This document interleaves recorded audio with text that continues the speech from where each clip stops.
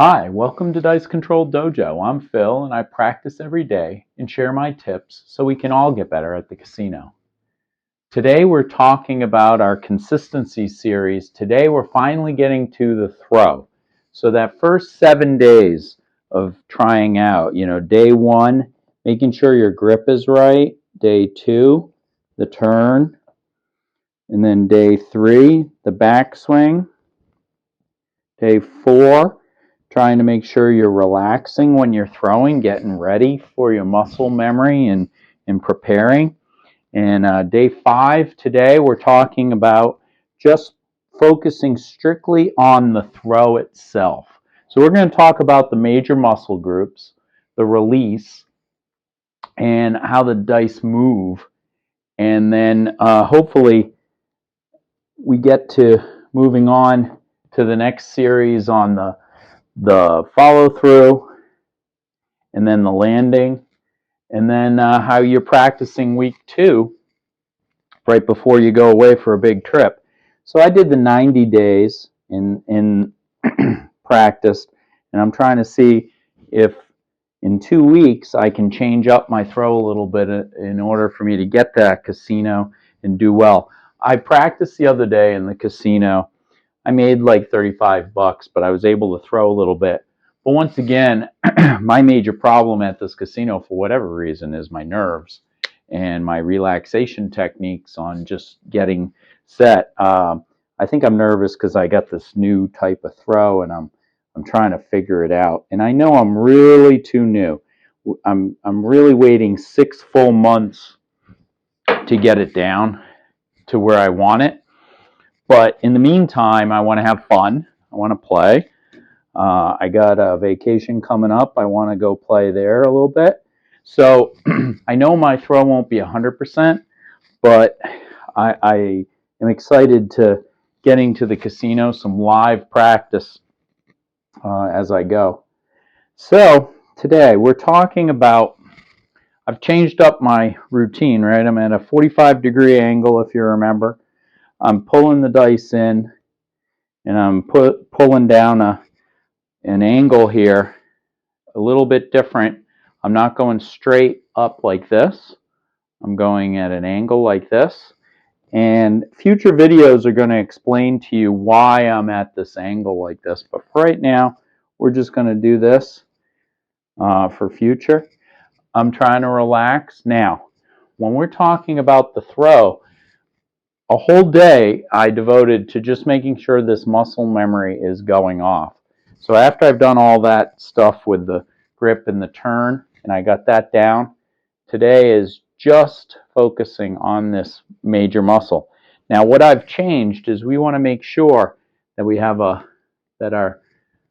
nice circle, 45-degree angle, that our fingers are nice and taut together. They're not going to move on the throw, right? We're right now today just focusing on this one muscle. So the wrist shouldn't be moving. It should be nice and relaxed.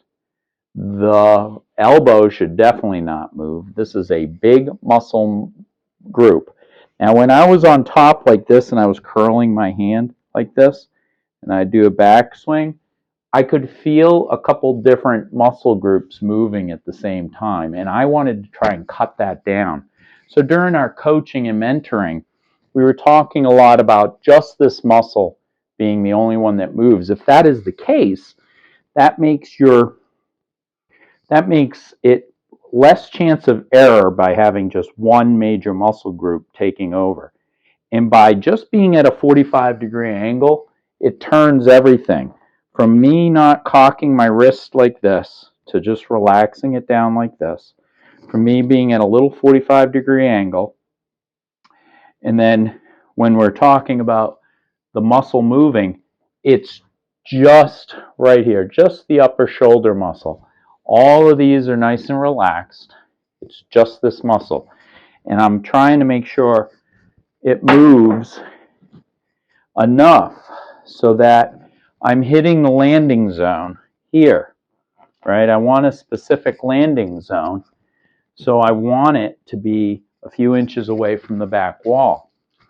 So in order to do that, you have to make sure you're practicing in getting muscle memory.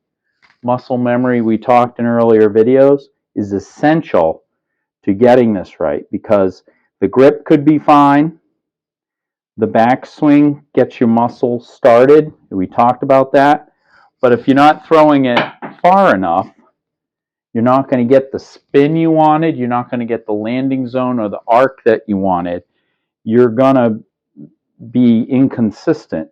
So we want to make sure we're practicing just the release, just so you're hitting the same spot each time. And so if I'm short, the dice are going to flip around, right? So I'm coming in 45-degree angle, relaxing, and then I have the C, and I have to make sure that it's moving enough to hit the same area each time. And I think if you just practice that over and over again, and you get that down to a science for a 12-foot table, you're going to have more consistency of getting it right in the pocket where you want it, so the dice will sit nice and pretty. Now, my throws have been, once again, the numbers are outstanding.